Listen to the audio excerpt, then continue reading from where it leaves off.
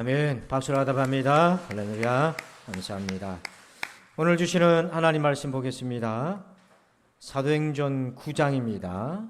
16절 그리고 23절부터 31절까지 말씀을 함께 교독하겠습니다. 화면도 참고해 주시길 바랍니다. 사도행전 9장 16절과 그리고 23절부터 31절입니다.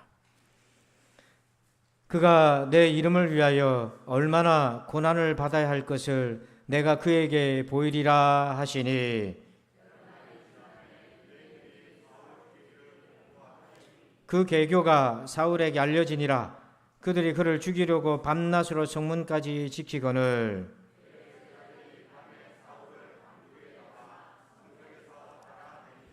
사울이 예루살렘에 가서 제자들을 사귀고자 하나 다 두려워하여 그가 제자됨을 믿지 아니하니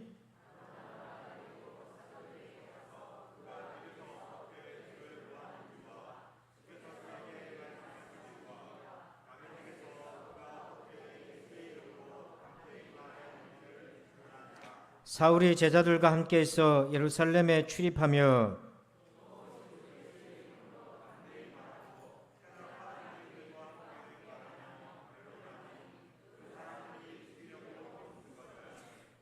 형제들이 알고 가이사라로 데리고 내려가서 다소로 보내니라. 그리하여 온 유대와 갈릴리와 사마리아와 댕만하여 든든히 서가고 주를 경외함으로 성령을 위로로 진행하여 주가 더 많아지니라. 아멘. 할렐루야.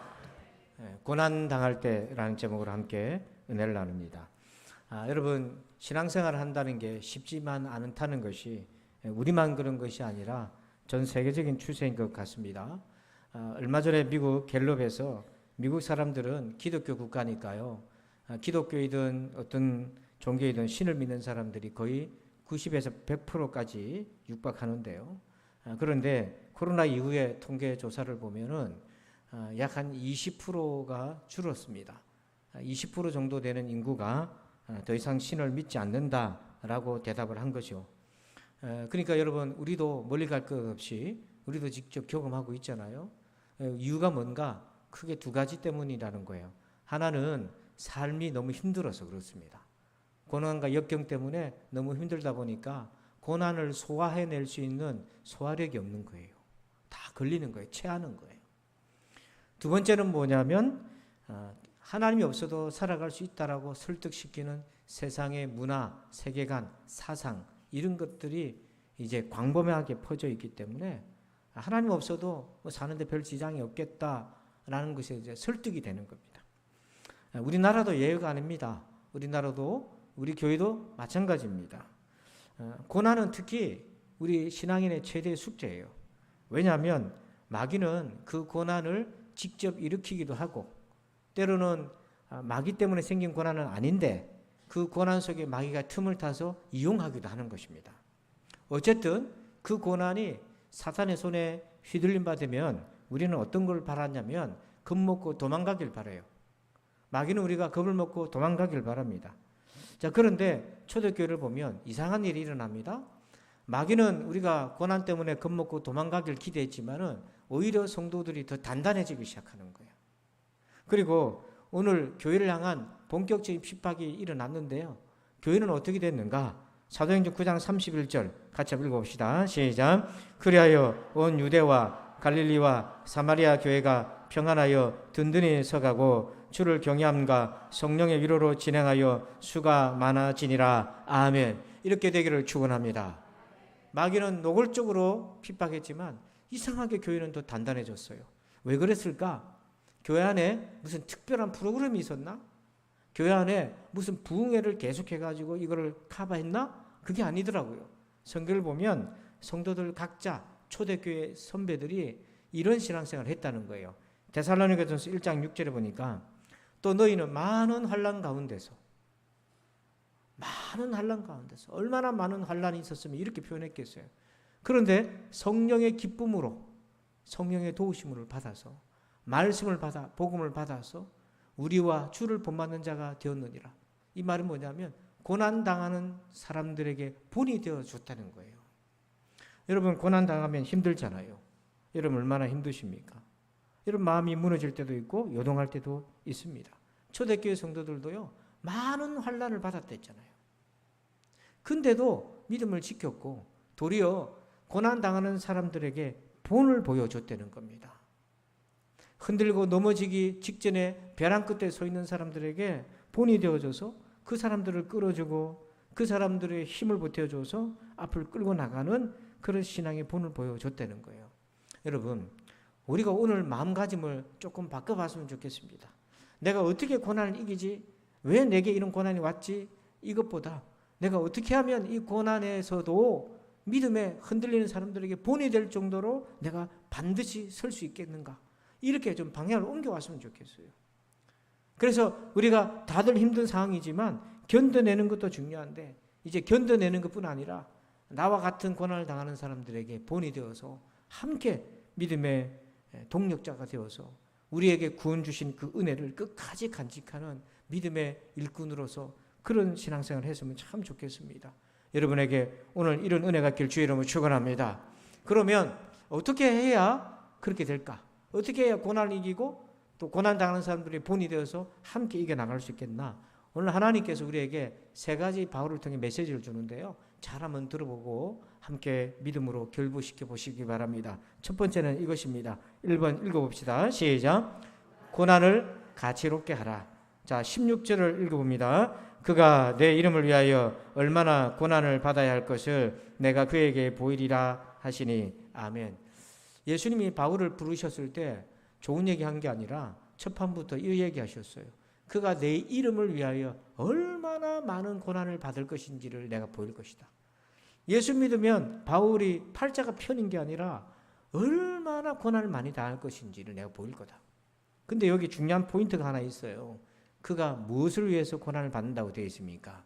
내 이름, 예수 그리스도의 이름을 위하여. 자, 이 고난에는 가치가 있는 거예요.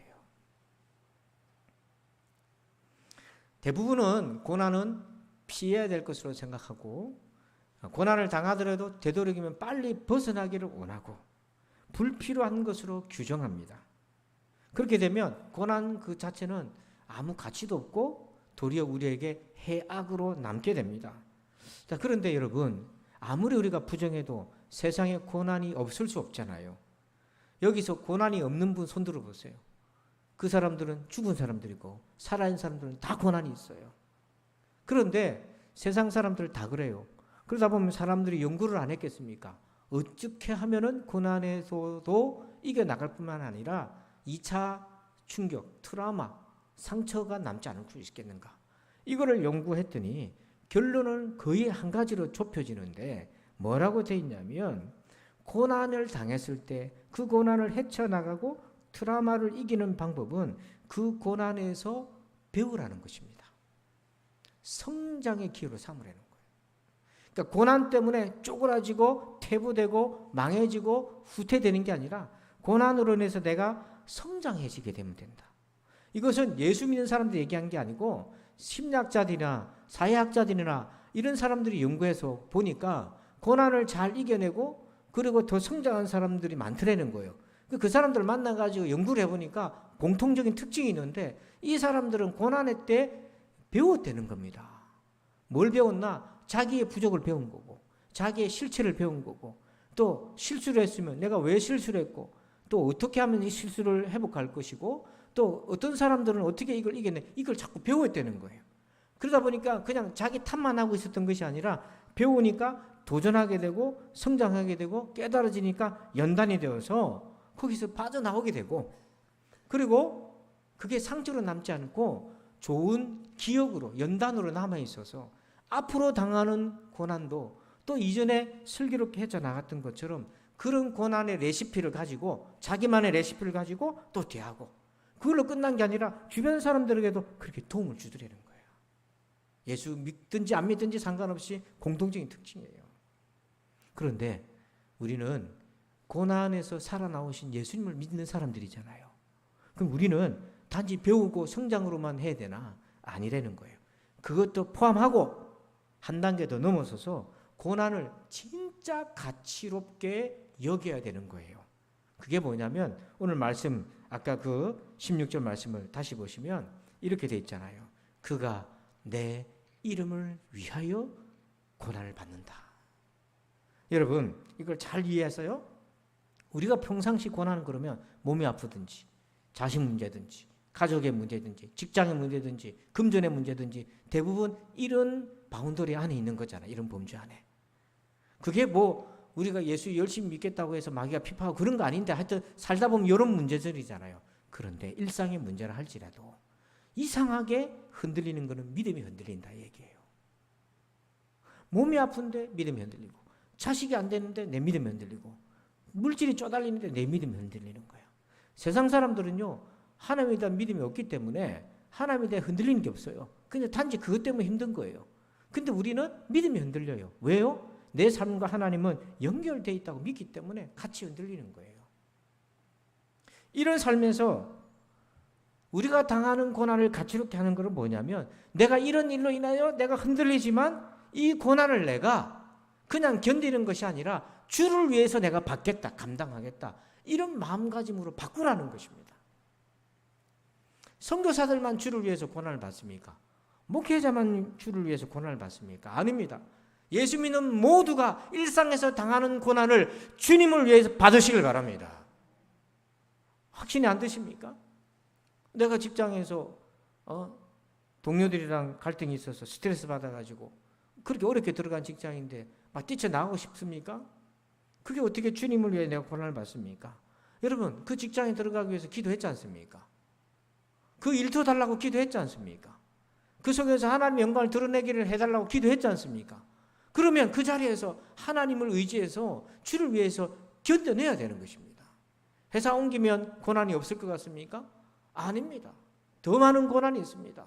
저도 그랬습니다. 전도사 때는 목사가 되고 싶고 목사가 되어서 부목사 때는 담임 목사가 되고 싶었지만 한 단계씩 올라간다는 표현보다는 시간이 지남에 따라 가다 보니까 올라갈수록 힘들어요. 그냥 전도사 때는 내가 맡은 것만 열심히 하면 좋았고 무슨 예산 걱정을 합니까? 뭔 걱정을 합니까? 그거 다 뭐 기도하고 지원해주고 교회에서 다 대주고 하니까 뭐 걱정했으면 열심히 나만 열심히 하면 되는데요.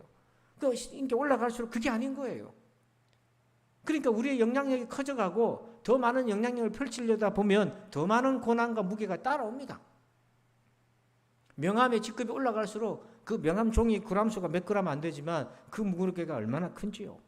그러니까 여러분 그 자리에서 정치하는 사람, 의료인, 직장인 모든 사람이 각자 그 자리에서 부모든 학생이든 각자 그 자리에서 주를 위하여서 견디고 이겨나가면 그 교회에서 빛과 소금의 역할을 해나가는 거잖아요.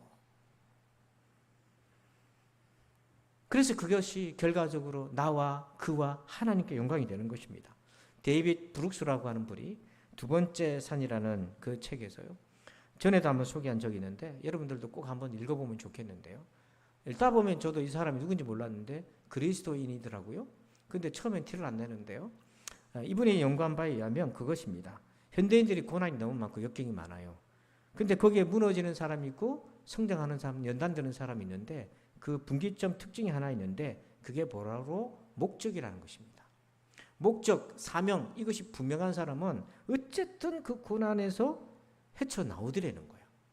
근데 자기 목적을 모르는 사람은 아주 작은 고난에도 너무 쉽게 쓰러져 버린다는 거예요. 한번 잘 생각해 보십시오. 예수를 믿어도 예수님이 목적이 안 되는 사람이 너무 많고 직분을 받아도 직분이 사명이 안 되는 사람이 너무 많다는 거예요. 자꾸 분리되어 있어요. 기독교 세계관 역사를 연구하다 보니까 청년 캠프 때문에 공부를 다시 하다 보니까 아주 중요한 걸 하나를 제가 발견한 게 있는데요. 깨달은 게 있는데 그게 뭐냐면 이신론이라는 것이 있어요. 처음에는 하나님을 믿고 열심히 신앙생활 했던 사람들이 시간이 지나면서 뭘 느끼냐면 후대에 내려가면서 신앙이 식으니까 이 하나님은 계신 것 같은데 하나님이 세상에 간섭하고 내 인생에 간섭해서 나를 돕는다든지 나의 기도 응답한다든지 이런 느낌을 못 받는 거예요, 사람들이. 그러다 보니까 만들어낸 이론이 뭐냐면 이신론이에요. 하나님이 있는데 그냥 초월적인 하나님만 계신 거고 내 삶 속에 내재해서 역사하는 하나님은 부정하는 거예요. 근데 이게 뭐의 문을 열어줬냐면 진화론의 문을 열어준 겁니다. 즉 이 세상에서의 삶을 하나님 없이도 설명할 수 있도록 만들어 놓은 거예요. 근데 문제는 뭐냐면 어떤 사람은 성령 충만해서 매일 기도하고 응답받고 하나님 임재 가운데 살아가는 초월적인 하나님이시자 내재적인 나와 함께 하신 하나님을 경험하는 사람이 있는 반면에 신자인데도 불구하고 모태신앙이고 예수 믿고 어릴 때부터 배워서 하나님 계신 거는 내가 부정할 수는 없는데 내가 느껴지지 못하기 때문에 내 삶 속에서는 하나님이 적용이 안 되는 거예요. 그래서 교회 안에 이신자들이 참 많은 거예요. 이신론자들이. 여러분 어떻습니까? 혹시 여러분 가운데서도 내가 이신론자 같다, 하나님은 부정하기는 참 어려운데 하나님이 내 삶의 곁에서 나와 함께 한다는 것을 참 느끼기 내 부족하다.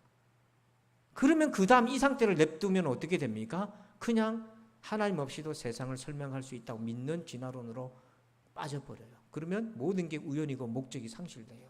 목적이 상실되면 어려움이 오면 사람이 살아갈 능력이 없어요. 여러분 이 함정에 속으면 안 되는 거예요. 그것을 노리는 게 마귀고요. 그걸 위해서 고난을 통해서 마귀가 역사를 하는 겁니다. 직접적 고난이 아니더라도 틈타가지고 하나님 없지? 하나님 바로 없지? 그렇게 하면서 우리 마음속에 목적과 사명을 쥐어버려요. 진짜 예수 믿는 사람은 나를 위해, 나를 사랑해서 나를 위해 십자가에서 나를 위하여 대신 죽으신 그분을 위해 살아가는 목적으로 방향이 바뀌고 사명이 있잖아요. 내가 이 땅에서 예수 믿기 전에 가족을 위해 살고 내 인생을 위해 살고 자신을 위해 살았지만 이제는 내게 맡겨주신 그 가족과 일터에서 복음의 사명, 그 사명을 위해 받은 거잖아요.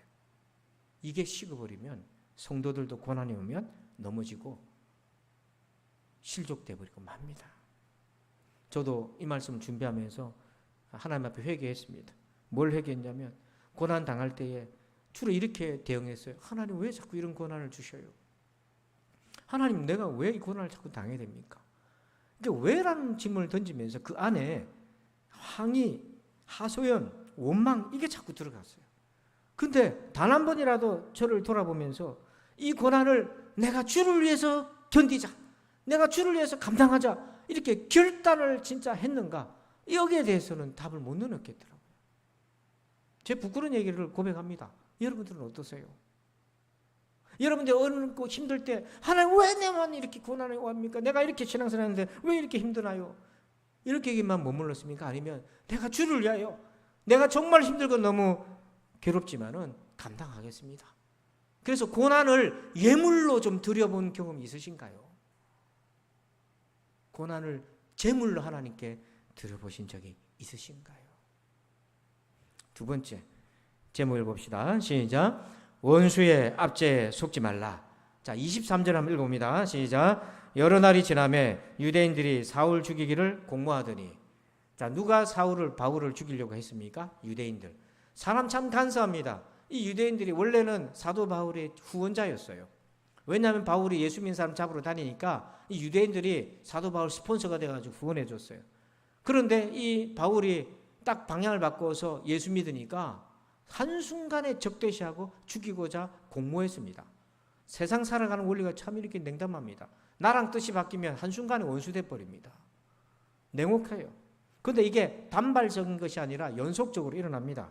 24절에 보니까 그 계교가 사울에게 알려지니라. 그들이 그를 죽이려고 밤낮으로 성문까지 지키거늘. 죽이려고 성문까지 지켜서 매복을 하고 있다가 죽이려고 했습니다. 테러를 하려고 했던 거예요. 암살하려고 했던 거예요. 그리고 29절에 가니까 또 주 예수의 이름으로 담대히 말하고 헬라파 유대인들과 함께 말하며 변론하니 그 사람들이 죽이려고 힘쓰거늘. 여러분 예수 믿은 지 얼마 되지도 않았는데 사람들이요, 이 9장에서 사도 바울이 예수님 만났잖아요. 9장이 끝나기도 전에 죽이려고 힘쓴다는 표현이 3번 이상이나 지금 등장하고 있어요. 여러분이 바울의 입장이어서 누가 여러분들을 해코지하려고 그러고 죽이려고 한다면 여러분 마음이 어떻겠어요?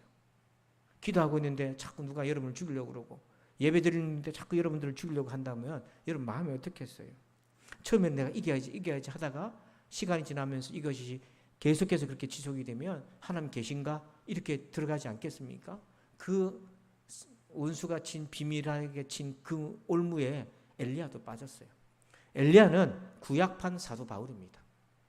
그렇게 능력의 종이었어요.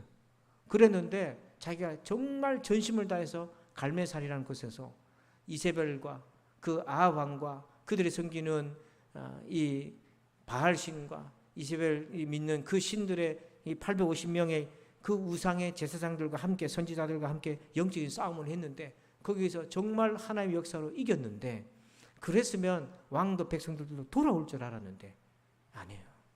돌아오질 않고 도리어 자기에게 사람이 하나 찾아왔는데 이세벨 여왕이 내가 너를 죽이겠다 사람을 보냈는데 협박을 한 게 아니라 맹세를 했어요. 자기가 믿는 신의 이름으로 맹세를 했어요. 그러니 이 엘리야 마음속에 얼마나 실망과 두려움이 왔겠습니까? 이게 뭐지?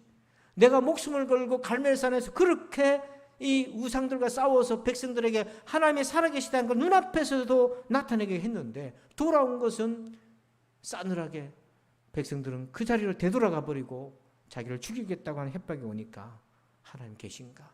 이런 늪에 안 빠졌겠어요? 여러분 우리가요 속지 말아야 돼요. 왜냐?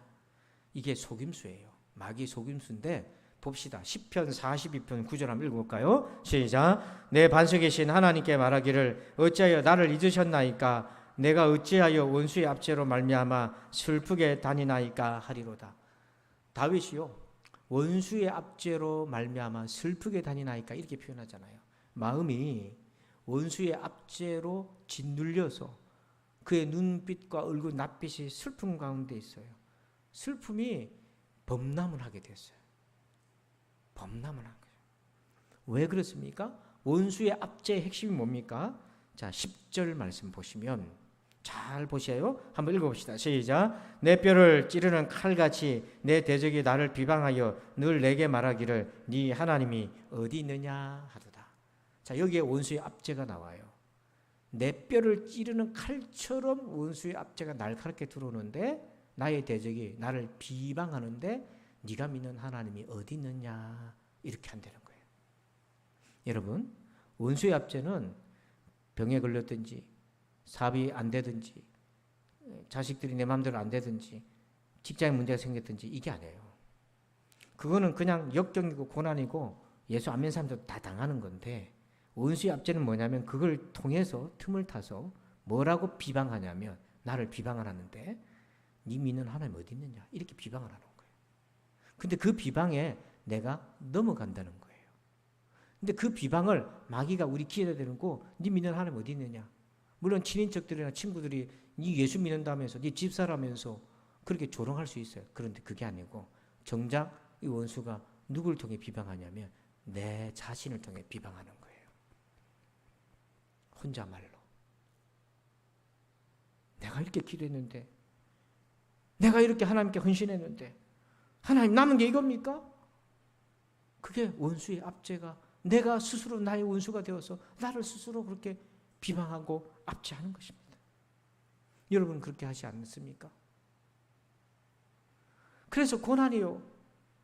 예수 안 믿는 사람들도 고난을 당하지만 이 고난이 원수의 압제로 작용하는 것에 노출되어 있는 것은 우리 성도예요. 세상 사람들은 그게 원수 압제인지도 몰라요. 그래서 그냥 그게 속아서 죽기도 하고 다 망해지기도 합니다. 그런데 신자는 그걸 알아차리고 적극적인 대응을 해야 되는데 같이 속아 넘어가 버려요. 그래서 원수의 압제에 슬프게 다녀요. 하나님이 죽은 것처럼 없는 것처럼 그렇게 다녀요. 이게 속지 말아야 됩니다. 여러분 속지 마시길 바랍니다. 속지 마시길 바랍니다. 제발 속지 마시길 바랍니다. 오늘 점심 때 사회준대에서 닭줄거리는데 그거 먹고 속지 마시길 바랍니다. 속으면 안 돼. 속으면 안 돼. 그럼 어떻게 해야 되나? 어떻게 해야 안 속나? 11절 읽어봅시다. 시작. 내 영혼아 네가 어찌하여 낙심하며 어찌하여 내 속에서 불안해하는가? 너는 하나님께 소망을 두라. 나는 그가 나타나 도우심으로 말미암아 내 하나님을 여전히 찬송하리로다. 아멘. 여러분 이 기도를 저는 참 좋아하거든요. 왜냐하면 여기 보니까 내 영혼아 자기한테 얘기하는 거예요. 네가 어찌하여 낙심하고 어찌하여 내 속에서 불안해하는가? 이것이 한 발을 떼고 자기를 보는 거잖아요. 이게 자기를 보는 메타 이해거든요. 이게 기도할 때 이게 경험이 돼요. 근데 낙심하고 불안하는 이유가 뭐냐면 아까도 얘기했듯이 일상생활에서 겪는 어려움이 아니에요. 그게 아니라 그것 때문에 틈 타는 게 있는데 하나님이 안 계신 것 같은 거. 그래서 영혼이 낙심하고 불안해하는 거예요. 이거를 구분할 수 있어야 돼요. 대부분은 사람들이요, 한 덩어리가 돼 있어요. 이게 뭐냐면 내가 어떤 어려움을 당하잖아요. 그러면 그 어려움을 당하는 것하고 하나님이 안 계신 것하고 이게 하나가 붙어가지고 같이 작용을 하기 때문에 못 견디는 거예요. 근데 기도하다 보면 이걸 분리시킬 수 있어요. 옛날을 뒤돌아보세요. 여러분 옛날에도 어려움이 있었잖아요. 요즘 제 폰이 이상합니다. 혼자 말을 합니다. 지금. 여러분 예전에도 어려움이 있었잖아요. 예수 믿기 전에도 어려움이 있었어요. 근데 이상하게 이게 한 덩어리 붙어가지고 나한테 작용을 하니까 저거 제가 전한 거 아닙니다. 예. 한 가지로 작용하니까요. 굉장히 어려운 거예요. 근데 기도하다 보면 이게 분리가 돼요. 분리가 되어서 고난과 역경은 누구든지 있지만 고난과 역경은 누구나 있지만 그것에 대해서 하나님이 안 계신 듯하게 느껴서 그 고난과 불안을 마귀한테 집어넣어 주는 그 먹잇감으로 주는 그걸 차단시킬 수 있다는 거예요. 여러분 그래서 속지 말라는 거예요. 그래서 지금 11절을 다시 보세요. 다시 보면 내 영혼아 네가 어찌하여 낙심하며 어찌하여 내 속에서 불안해하는가. 너는 하나님께 뭘 두라? 답을 잘 해보세요. 하나님께 뭘 두라?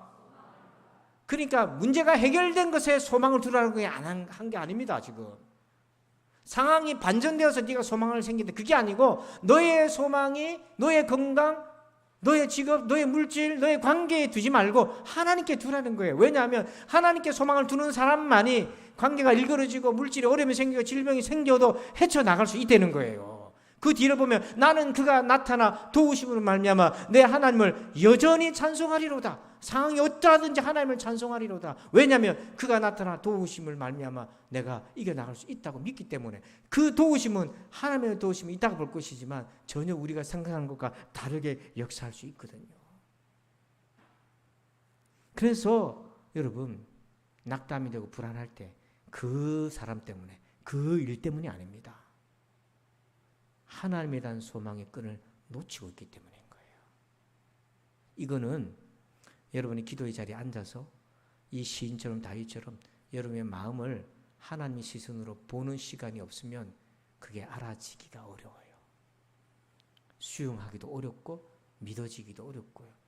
대신 제 설교에 반감만 가질 수 있어요. 근데 정말 정직한 마음으로 하나님 앞에서 여러분 자신을 들여다보세요. 지난날에 그 사람, 그 문제, 그 일이 해결됐어도 여러분들이 평안했습니까? 얼마나 평안했습니까? 며칠간 평안했습니까? 또 며칠 지나면 또 돌아가잖아요. 속지 마세요. 하나님이 소망이세요. 그러면 숙제가 있습니다. 하나님이 나의 소망이 되게 하는 것, 하나님이 나의 소망이 되심을 내 영혼이 정말 믿는 것, 그렇게 하기 위해서는 어떻게 해야 되나? 반드시 해야 될 아주 좋은 길이 있습니다. 야고보서 5장 13절 읽어봅니다. 시작. 너희 중에 고난당하는 자가 있느냐? 그는 기도할 것이요 즐거워하는 자가 있느냐? 그는 찬송할지니라. 아멘. 여기 보면 너희 중에 고난당하는 자가 있느냐? 뭐 하라고 되어 있습니까? 기도하라. 여러분 이보다 더 좋은 답이 있으면 야고보 사도가 알려줬어요? 안 알려줬어요? 이보다 더 좋은 답이 있으면 야고보 사도가 알려줬지요. 너희 중에 고난당하는 자가 있느냐? 그는 기도할 것이요 즐거워하는 자가 있느냐? 뭐 하라고 되어 있습니까? 찬송은 하나님께 영광 돌리는 거잖아요. 이 즐거운 일이 누구 때문에 생겼다는 거예요? 오늘따라 이렇게 확신이 없어요. 잘 모르겠어요. 이게 뭐냐면 사나 죽으나 하나님의 것이라는 거예요. 좋은 일이 있어도 하나님의 은혜고 고난을 당하는 일이 있다 하더라도 하나님의 주권적인 손안에 있으니 이거 오해하면 안 됩니다. 하나님이 그렇게 만들었다가 아니에요. 악한 사람들이 그렇게 했다 하더라도 내 의사랑 상관없이 그런 일이 벌어졌다 할지라도 이 세상의 주관자 내 영혼과 그의 영혼의 주관자는 하나님이시라는 겁니다. 그래서 고난 당하는 자가 있느냐? 기도하라는 것입니다. 그렇게 하다 보면 기도가 왜 하나님께 소망을 두는 가장 근본적인 길이 됩니까? 하나님만 바라보기 때문에. 그러다 보면 기도도 곡선이 있어요. 어느 순간인가 처음부터 은혜 받고 하는 게 아닙니다. 계속 기도하다 보면 어느 순간인가 하나님의 은혜가요 물밀듯 밀려올 때가 있어요. 그러면 그 며칠 전까지 너무 못 견디겠던 그 문제가 언제 그랬냐는 듯이 싹 사라지는 경험이 돼요. 이 맛을 봐야 또 기도하고 또 기도합니다. 근데 뭐 미안합니다만은 5분 기도하는 것도 잘한 거지만 일주일에 5분은 너무하잖아요. 부부가 일주일에 5분만 대화하면 그 부부라고 말하기 어렵잖아요. 하나님 앞에 나와서 꾸준히 기도하다 보면. 그래서 제가 오죽하면 여기 세 주일이라고 했겠습니까? 지난 주간에 그 부산 극동방송 사장님이 저희 교회를 방문했어요. 그 사도하도 오고 싶다고 해서 오지 말라 나는 얘기할 것도 없다 했는데 하도 오겠다고 해서 너무 미안해가지고 밥이라도 대접해야지 하고 오시라 했더니 부장하고 PD 데리고 세 사람이 왔더라고요. 그래가지고 본당을 구경하고 싶다고 올라왔는데 본당 올라오더니 너무 좋다고 너무 따뜻하고 너무 좋고요. 그러면 쑥 돌아보더니 여기 현수막 보고 목사님 세 주일 캠페인이 뭡니까? 뭐 신령한 뜻이 있을 것 같은데 물어보더라고요. 제가 그랬어요. 부끄러운 반 또 즐거운 마음 반반으로 새벽 기도를 일주일에 한 번만이라도 하자 그 얘기입니다. 그랬더니 그 같이 온 그 분들도 다 교인이잖아요. PD고 그러니까 조용하더라고요. 왜냐하면 우리끼리 얘기하는데 자기들도 찔리나 보더라고요.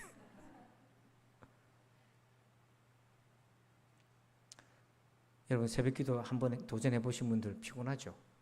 일단 잠을 포기해야 되잖아요. 또 하필 그 시간에 또 일이 있어요. 가정에. 그게 또 걸리니까 그거 포기해야 되잖아요. 그래서 하나님께 나오는 거는 자기 포기가 안 되면 어렵습니다.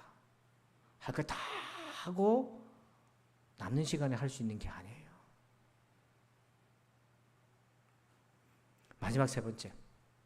3번째 물 같이 읽어봅시다. 시작. 공동체를 통해 도우신다. 자, 우리 사도행전 9장 23절을 읽습니다. 여러 날이 지나매 유대인들이 사울 죽이기를 공모하더니 여기 공모라는 표현이 있잖아요. 이게 한두 사람이 사울을 죽이겠다는 게 아니라 집단적으로 모의를 했다는 얘기입니다. 24절에 보니까요. 그 계교가 사울에게 알려지니라 그들이 그를 죽이려고 밤낮으로 뭘 지켰다? 그러니까 성문을 나가야 예루살렘으로 갈 건데 성문을 지키고 죽이겠다고 했으니까 갈 길이 없어요. 근데 있잖아요, 여러분. 하나님이 우리를 지키고 보호하십니다. 하나님이요, 성문이 막히니까요, 다른 길을 내주시는데요. 진짜 희한한 길을 내주셔요. 9장 25절. 여러분들 마음 크게 합독해 주실까요? 시작.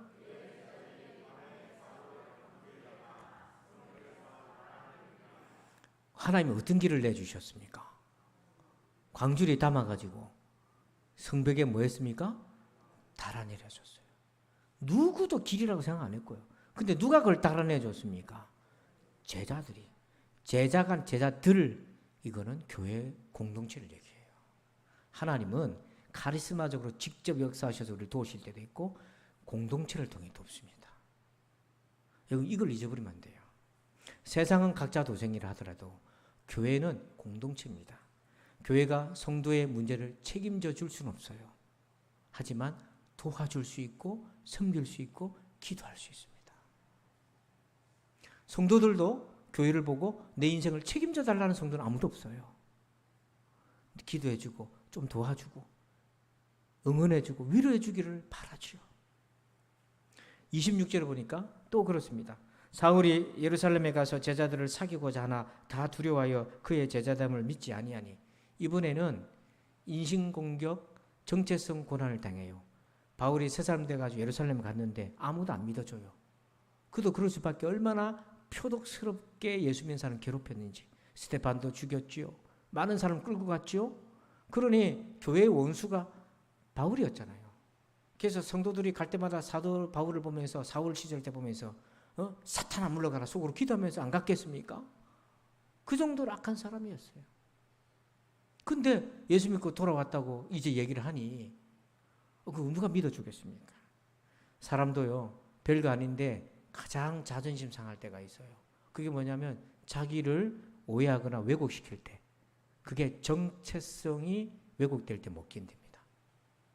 어떻게 해요 그때? 내가 이렇다고 아무리 얘기해도 아무도 안 믿어주는데. 그때 하나님이 도와주는 사람이 있어요. 27절 한번 읽어볼까요? 시작. 바나바가 데리고 사도들에게 가서 그가 길에서 어떻게 주를 보았는지와 주께서 그에게 말씀하신 일과 다메섹에서 그가 어떻게 예수의 이름으로 담대히 말하였는지를 전하니라. 아멘. 누구를 그에게 붙여줬습니까? 바나바. 많은 사람도 아니고 한 사람 붙어줬어요. 그래서 바나바가 아니다고. 옛날에는 그가 예수 믿기 전에는 그랬는데 이제는 다메섹에서 예수 만났고 지금 죽을 고비를 넘기면서 광주리에 실려서 내려와가지고 여기 예루살렘까지 온 사람이다 하고는 바나바가 변호해주고 변명해주고 대신 설득해줘요. 바울의 입장에서는 바나바가 얼마나 고마웠겠어요. 교회는요 바울도 있고 바나바도 있어요. 그때는 내가 잘못했지만 지금은 내가 그 마음이 아니고 후회하고 있다. 근데 그 마음을 아무도 안 알아주니까 답답하고 힘들어하는 거죠. 그때 바나바 같은 사람이 있어서 그 마음을 대변해주고 이것이 서로 조합이 되어서 함께 어우러져 가는 것이 공동체입니다. 여러분 교회 공동체의 정체성이 있어요. 이겁니다. 고난당할 때 도와주는 거예요. 근데 요즘 다 힘드니까 내도 힘들어 있겠는데 누굴 도와란 말입니까? 이럴 수 있어요. 다 그럴 수 있어요.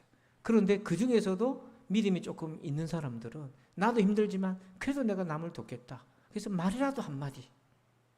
여러분 돕는 것의 출발은 말이라도 한마디 건네주고 그리고 기도해주고 기도를 가볍게 여기지 마세요.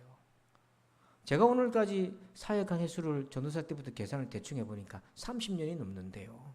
30년 넘는 세월 동안 얼마나 어려움이 있었겠습니까?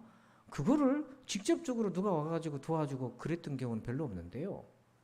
하나님께서 성도들이 기도하는 걸 통해서 여기까지 인도해 주셨다는 것을 최근에 굉장히 제가 깨닫고 있어요. 그러니까 여러분 내가 저 사람을 위해서 기도하는데 그 사람이 알겠습니까? 모르죠. 내가 힘든데 나한테 관심이 없다라고 느낄 수 있는데 여러분 그거 오해하지 마세요. 여러분 몰라서 그렇지 여러분을 위해서 누군가 기도하는 사람이 얼마나 있는지 모릅니다. 분명히 있다고 여러분 믿으셔야 돼요. 아멘이요. 그래서 바울이 이 고백을 합니다. 빌레몬서 1장 7절에 형제요 성도들의 마음이 너로 말미암아 평안함을 얻었으니 내가 너의 사랑으로 많은 기쁨과 위로를 받았노라. 빌레몬이라는 사람한테 편지를 쓰는데 문제는 다른 문제 때문에 편지를 쓴 거지만 인사를 감사 인사를 한다고요. 내가 너의 사랑으로 많은 기쁨과 위로를 받았다. 그 많은 고난 속에서도 바울이 헤쳐나갈 수 있었던 거는 공동체가 이렇게 도와줬기 때문에 물심양면으로 도와줬기 때문에 형편껏 기도로 방법으로 도와줬기 때문에 여러분 제가 최근에 좀 독특한 책을 하나 본 게 있는데요. 존 맥나잇과 피터 블록이라는 분이 쓴 건데요. 우리 말로 번역되지는 않았습니다만 내용은 뭐냐면 풍성한 공동체인데요. 이 커뮤니티가 우리식으로 얘기하면 교회로 들리지만 미국 사람들한테 이게 지역 사회를 얘기하는 거예요. 마을 이렇게 얘기해요. 그러니까 예전에 마을 살았던 시골에 살았던 분들을 생각해 보면 됩니다. 그때는 공동체의 마을에 어떤 어려움이 있고 아픈 사람이 있으면 동네 사람들이 다 같이 돌봐줬어요. 그죠? 다 같이 품앗이도 하고. 근데 지금은 어떻게 했나? 국가가 돌봐주는데 시스템으로 돌봐줘요. 그래서 어려움이 있으면 복지과에 가서 얘기하고 의료시설 가서 얘기하고 그 시스템에서 해결을 다 해줬어요. 그러다 보니까 편하긴 편해졌는데 어떤 문제가 생겼냐면 비인간화가 되었어요. 그래서 어려움이 있는 사람들은 국가 시스템이 받는데 시스템에서 받는 사람들은 그 사람을 한 인간으로 보기보다는 이 서비스를 받아오러 온 소비자로 보는 거예요. 정해져 있는 룰에 따라서 그것만 주면 되는 거예요. 비인간화. 그러면서 두 번째, 성도가 소비자가 되었다. 이거는 성도라는 표현을 제가 의역을 한 건데 그게 뭐냐면 서로 정말 걱정해주고 아이고 뭐시야 아버지 어떻노 괜찮나 내가 뭐 도와줄 거 없나 이렇게 물어보던 서로 이 지역 마을 사람들이 이제는 소비자로 다 바뀌었다는 거예요.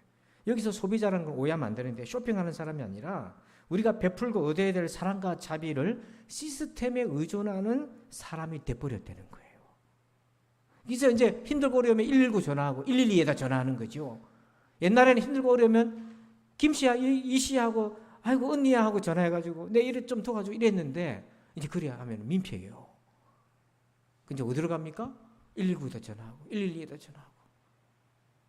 그래서 위기를 이제 넘기면 119에다 이렇게 얘기하죠. 아이고 자식보다 낫다 하면서 가는데 그 119 사람들이 처음에는 자기들도 부모님처럼 대하다 보면 대하지만 시간이 지나면서 마음이 다 이렇게 다들 그렇잖아요. 지치잖아요.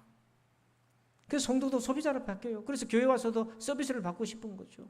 진짜 서로 돌보고 이런 게 아니라. 그 세 번째 아주 중요한 얘기를 하는데 공동체 자산이 있는데 세 가지가 있다. 그게 은혜와 연합과 자비인데 꼭 교회 얘기하는 거 같잖아요. 그러니까 여러분 공동체의 모티브가 사실은 교회입니다. 여기 은혜가 뭐냐면 여러분 예전에는 좋은 일 있고 마을에 떡 돌렸잖아요. 또 여러분 추수해가지고 좋은 거 있으면 옆집에 가서 나눠줬잖아요. 그 선물이잖아요. 그걸 은혜입니다. 선물의 어원이 은혜예요. 그 은혜 베푸는 겁니다. 그리고 힘든 일이 있으면 마을에 어른이 있으면 같이 뭐 힘을 합치잖아요. 연합하는 거예요. 놀라운 인간만의 능력이에요. 합심하는 거예요. 그래서 어려운 사람 도와주고 함께 일해주고 품앗이해주고 그 다음 뭡니까? 자비를 베푸는데 외부인이랄지라도 경계하기보다는 사랑과 자비를 베풀어줘요. 그런데 교회의 자산이 바로 이거예요. 교회 자산은 예산이 얼마나 많은가 사람이 얼마나 많은가가 아니라 성도가 은혜가 얼마나 풍성한가 또 얼마나 서로 합해가지고 어려움 당할 때 같이 도와주고 이겨낼 수 있나 또 얼마나 서로가 자비를 베풀 수 있나 그나마 남은 예배마저도 교회가 코로나 때문에 온라인이 돼버려가지고 온라인을 보니까 이게 소비자가 됐잖아요. 여러분 우리 교회 온라인은 처음에 화질이 조금 안 좋다고 그래 자꾸 얘기하는 분이 있어가지고 그래가지고 처음엔 제가 편집하다가 너무 힘든 거예요. 설교 준비하는 것보다 몇 배로 힘들어가는 거예요. 잘라 붙이고 하는 것도. 부목사님 시켜도 일이 많고 그래가지고 실시간 유튜브 하도록 방송 장비 돈을 들여서 교체했잖아요. 확실히 좋아졌어요. 근데 그걸로 갖고 되는 게 아니에요. 여러분 30분 40분 설교 다 듣는 사람 누가 있습니까? 여러분 손 한번 들어보세요. 온라인 예배하면서 이 방송 처음부터 축도까지 다 들었다. 그런 분이 있으면 제가 업어드릴게요. 한 중간 좀 듣다가 에이 하고 꺼버리든지 딴 데 돌리든지 채널 돌리는 식으로 하지 않았겠어요? 제가 다 알아요. 왜 하냐? 유튜브 평균 시청 시간이 나와요. 데이터로. 그러면 이게 몇 사람이 들어가고 평균 시청 시간 얼마나 되나 나와요. 그럼 제가 막 이거 하지 말까 내가 막 시험 들어. 뭐 때문에 내가 이거 하고 있는지 몰라. 그럴 수 있어요. 왜 그러냐? 유튜브 들어가 보세요. 서울의 유명한 교회는 돈 들어가 전문가 들어가지고 편집도 이쁘게 잘해가지고 여러분 그 시간도 딱딱 잘라가지고 5분짜리도 만들고 이렇게 다 하잖아요. 저도 5분짜리 만들어 볼 액기스 만들어 볼 했는데 머리 아파서 못 하겠더라고요. 포기했어요. 그래서 돈으로 주고 맡깁니다. 프로들한테. 그럼 이 사람들이 한 건당 뭐 몇십만씩 받아가지고 잘랍니다. 몇십만씩 돈이 어디 있습니까? 그러니까 예배도 이미 소비가 돼버렸어요. 그러니까 여러분 교회는 예배만 드린 데가 아니에요. 공동체예요. 서로 돌아보시고 관심 갖고 사랑 주시길 바랍니다. 그리고 나한테 아무도 관심 없다. 낙심하지 마세요. 아니에요. 기도하고 있어요. 기도하고 있어요. 표현력이 좀 부족해가지고 좀 그래서 그렇지. 그럼 기도하고 있어요. 근데는 대신에 표현을 좀 많이 하세요. 좀 표현을 이제 많이 해요. 기도만 하지 말고 표현을 좀 하세요. 자, 옆에 분 보고 표현하고 삽시다. 시작. 표현하고 좀 살아요. 표현하고 살아요. 제가요 영화를 최근에 하나 본 게 참 인상적인 것이 있는데 랜드라고 하는 영화가 있습니다. 이거 이제 포스터를 계속 좀 띄워주시면 좋겠는데요. 랜드라는 영화인데 주인공이 여성분인데요. 이분이 뭔 일인지 몰라도 상처를 너무 받아가지고 죽으려고 몇 번 하다가 못하고 가족들하고 단절하고 사람들하고 단절하고 살려고 하지도 못하는 산골 오지에 가가지고 돈 재산 다 털어가지고 오두막을 하나 임대해가지고 거기 살아요. 겨울이 되었는데 전화도 없고 산골 오지니까 쌀도 없어요. 자기가 생존해내야 되는데 생존법을 알습니까? 뭐 등산을 가봤습니까? 얼어서 굶어서 죽어가고 있었어요. 이 여인이 왜 그랬나 보니까 교통사고로 아들하고 남편이 죽은 거예요. 자기만 살고. 그게 자기 탓으로 느껴지는 거예요. 자기만 살았으니까 내 탓이라고. 그 자기를 계속 괴롭혔어요. 남편 없고 아들 없으니까 살 희망이 없었어요. 그 죽지 못해 살고. 그래서 가족들한테 상처 줄까 봐 그래서 오지에 가서 혼자 사는 거예요. 근데 얼어서 배고파서 죽어가고 있는데 바짝 말라서 갑자기 문을 열고 두 사람이 들어와요. 처음 보는 사람이 들어오더니 응급조치라고 이 사람을 살려주네요. 보니까 빨리 응급실을 가야 되는데 뭐 안 가겠다고 거부하는 거예요. 이 사람들이 어떻게 왔나 보니까 남자가요. 이 산을 이렇게 이제 사냥을 하는 사람이었는데 어느 날 오두막에 빈집이었는데 연기가 올라오더래요. 아, 누군가 살고 있구나. 그러면서 지나가면서 한 번씩 연기가 오르나 관찰했는데 어느 순간부터 연기가 안 보이더래요. 그 다음 또 보면 또 연기가 안 보이더래요. 직감적으로 아, 무슨 일이 생겼다 하고 간 거예요. 간호사를 데리고. 아닌 게 아니라 얼어서 굶어서 죽고 있었던 거예요. 그래서 응급조치를 하고 간호사는 내려보내고 이 남자가 나무 땔감 떼가지고 잘라와가지고 겨울인데 난로 피우고 땔감 쌓아두고 수프 끓여가지고 먹여주고 물 녹여가지고 만들어서 이렇게 의식주를 해결해줘요. 그리고 또 사냥해가지고 고기 잡아가지고 갖다 놔줘요. 또 며칠 있다가 또 그렇게 합니다. 그러면서 이 여인을 데리고 사냥하는 법, 생존하는 법을 가르쳐요. 야생에서. 그래서 혼자서 살아갈 수 있도록. 그런데 대화를 하는데 여자가 혼자 와 있으니까 왜 올라와 있습니까? 묻지도 않아요. 근데 이 여성이 이해가 안 되는 거예요. 저 사람이 나를 왜 도와주지? 나중에 알고 보니까요. 이 남편도 똑같은 상처가 있었어요. 이 남자도. 부인하고 딸이 교통사고로 죽었어요. 그런데 자기가 운전했던 거예요. 그래서 자기도 죽으려고 했는데 살아있는 이유는 주변에 자기를 도와줬던 사람들 은혜 때문에 살았어요. 근데 어느 날 저 한 여인이 저렇게 있는 걸 보고는 자기가 도와준 거예요. 아무것도 없이 도와준 거예요. 연민으로 도와줬어요. 근데 어느 날 이분이 올 때마다 반려견을 개를 한 마리 데리고 왔는데 개를 맡기더래요.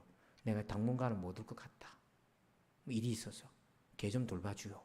개를 맡겼어요. 그리고는 몇 달이 돼도 소식이 없어요. 그러니까 여인이 너무 궁금하잖아요. 무슨 일이 생겼나. 그래서 받은 은혜가 있으니까 인간으로서 도리상 찾아는 봐야 되겠다. 그래서 마을로 내려갈 수가 없었어요. 마음의 상처 때문에, 두려움 때문에. 용기를 내어서 마을로 내려갑니다. 그래서 수소문해요. 그 집을 찾아갔어요. 보니까 자기를 도와줬던 그 중년 남자분은 폐암 말기로 누워 있는 거예요. 자기가 이 여인을 도와주는 그 과정에서 폐암이 걸린 걸 알은 거예요. 그러면서 힘이 닿는 데까지 도와주고 더 이상 산을 올라갈 힘이 없어서 개를 맡기고 자기는 쓸쓸하게 이렇게 죽음의 자리 가운데 있는데 그 여인이 찾아온 거예요. 그러면서 그 여인이 찾아온 걸 보고 너무 고맙다고. 그리고 여인이 이 남자가 남성이 그렇게 마지막 자기를 아무 대가 없이 연민으로 도와준 그 사랑에 그 연민에 너무 고마워서 이 여인이 치유가 돼요. 그리고 남자랑 작별을 하고 나와서 자기 언니한테 전화를 합니다. 소식 끊고 지내는데. 그리고는 세상 밖으로 다시 나오죠. 여러분, 하나님은 하나님이 카리스마적인 은혜로 직접 고치실 때도 있지만 사람을 통해 고칠 때도 있어요. 공동체를 통해 고칠 때도 있어요. 여러분들 경험해 왔지 않습니까? 여러분 가족 때문에 힘을 내고 성도들 때문에 힘을 냈지 않습니까? 그렇게 받았으면 또 나누어야죠. 누가 안 보이면 전화도 하시고 전화를 안 받으면 문자는 보니까 보내보시고 기도하시고 애가 타도 보시고 가슴을 두들겨도 보시고 그러다가 길가에서라도 보면 반갑고 그러니까 너무 반가우니까 우리 성도들이 조금 요령이 없어서 말을 이렇게 해요. 네가 요즘 교회 안 나오노? 이 말을 또 상처받는 사람들도 있을 수 있는데 여러분 혹시 그런 말 들으면 상처받지 마세요. 왜냐하면 1년 내내 묵혀놨다가 한 말이다고 그게 농축된 말이야. 이게 액기스. 여러분을 사랑하니까. 고난을 당할 때 어떻게 해야 되겠습니까? 3가지 기억하세요. 고난을 가치롭게 하세요. 주를 위하여. 2번째, 원수의 압제에 속지 마세요. 하나님이 소망이세요. 3번째, 공동체를 통해 돌보십니다. 여러분이 주님의 손과 발이 되어 주십시오. 기도하겠습니다. 하나님, 고난 당할 때 우리 성도들 견디고 이겨내는 것으로 끝나지 않고 주를 위하여 감당하고 고난 당하는 자들의 본이 되어서 살게 하여 주시옵소서.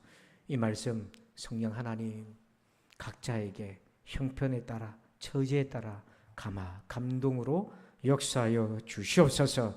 예수님의 이름으로 기도합니다. 아멘. 우리 다 함께 자리에서 일어나십니다. 성령 1장을 찬양 드리겠습니다.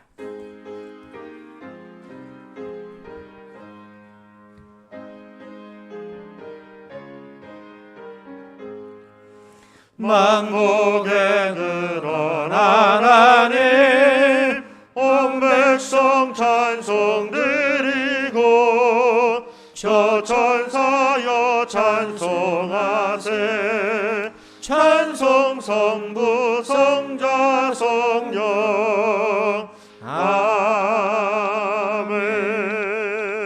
이제는 우리 구주 예수 그리스도의 은혜와 하나님 아버지의 그 크고도 놀라우신 사랑하심과 성령님의 감화감동 교통의 충만하심의 역사하심이 고난당할 때 주를 위하여 감당하며 믿음의 본으로 도약하기를 소원하는 저들 위해 이제부터 영원토록 함께 계실지어다. 아멘.